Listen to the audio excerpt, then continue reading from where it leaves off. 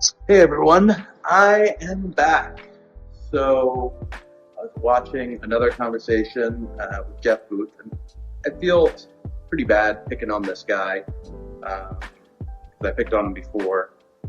But I was watching Booth and Gladstone on what Bitcoin did, and they were talking about Malawi and currency valuations. And what I've realized is, I can't really imagine there's anyone who's been involved in Bitcoin longer than I have. And it's been quite a road for me, the transition in my political thinking. Used to work in finance, develop technology and crypto. And, honestly, I am very sympathetic to the views that were expressed in this video because I really do think they come from an honest and good place. But what bothers me about the Bitcoin community more and more is that we've become a bit of an echo chamber, and it doesn't really feel as though anything we say is really grounded in fact. So, I'm going to try to provide a different perspective about currency devaluations, and so you can at least hear the other side, and you're not, only hearing one side of this issue. The first thing I think probably everyone should do is just hop over to ChatGPT and just type in, why do countries devalue? Why do they devalue currency? In the video, they described currency devaluations as being worse than nuclear weapons or biological weapons because they affect so much more broader of a set of the population. And I think that might be a bit of a hyperbole. I think that using nuclear weapons or biological weapons on Malawi would be significantly more impactful than a 40% currency devaluation. In fact, there are some good parts about the currency devaluation. I think they made some claims about currency devaluations being about the government has a lot of expenditures in their local currency.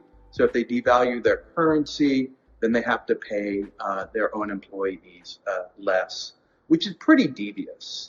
Like that would require someone who is pretty anti their own country and their own government, and it wouldn't really work, right? That in the long term, those types of strategies, I'm skeptical of that working. But if we just ask ChatGPT why currencies devalue. They talk about, some obvious stuff. Boosting exports is a very common thing. A weaker currency makes the country's exports cheaper. Reducing trade deficits is a very important reason why countries devalue. Because if you owe someone a bunch of debt in your currency, you can devalue it, and it effectively lowers the amount of debt that you owe in the rest of the world. In some countries, fixed exchange rates devalue their currency for inflation differential, so inflation control. It can reduce not only trade deficits, but it can be a form of debt relief. And finally, by making exports cheaper, devaluations can create economic growth. And countries with their own currency can use devaluation as a tool to manage economic policy independently. So to cut the size of your government. It was really interesting on one hand, these guys were criticizing currency devaluation basically as a tool of evil, people who are trying to do mean things. And on the other hand, they were praising the leader of Argentina for his dollarization and Bitcoinization. But he just did a massive devaluation, way larger than anything that Malawi has. So I found that interesting and a little bit hypocritical. I want to talk to the Bitcoin community about growing up and not viewing the world in terms of dirty tricks where countries are exploiting each other to gain an advantage. I think this is the view of someone who hasn't really done serious things in their lives, run serious organizations. I'll link an article from Noah Smith, but this notion that you can get ahead through debt trap diplomacy, slavery, exploitation. It's not panned out in any of the literature. So we have to assume that these government individuals who are doing these dirty tricks are either incompetent or just so corrupt that they're doing it to line their own pockets while their country goes to war. I think it's a lot easier to just realize the people who run governments aren't usually the best and brightest. There are countries out there like Singapore or Japan where the top people in the country go to government, but the top people in these countries or in America, they don't go into government. They go work for corporations. They don't become the head of the IMF. They become head of Microsoft.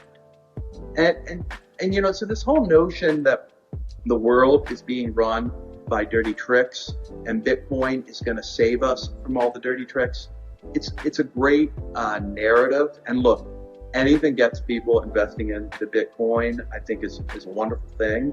But it's a lot. And we need a more grown-up view of the world where it's not just the West out to destroy everyone else. Anti-Western philosophy has been the most popular philosophy in the world for over 100 years now. It's just, incredibly common, and it hasn't gotten us anywhere, guys. Like, we need to take a step back and ask ourselves, is the world really run by this evil cabal of masterminds who are just trying to keep us all down? I don't even really understand why. Or perhaps the world, whether it's China or the United States or even Russia, is run by people who actually do have vested interest in the success of their government.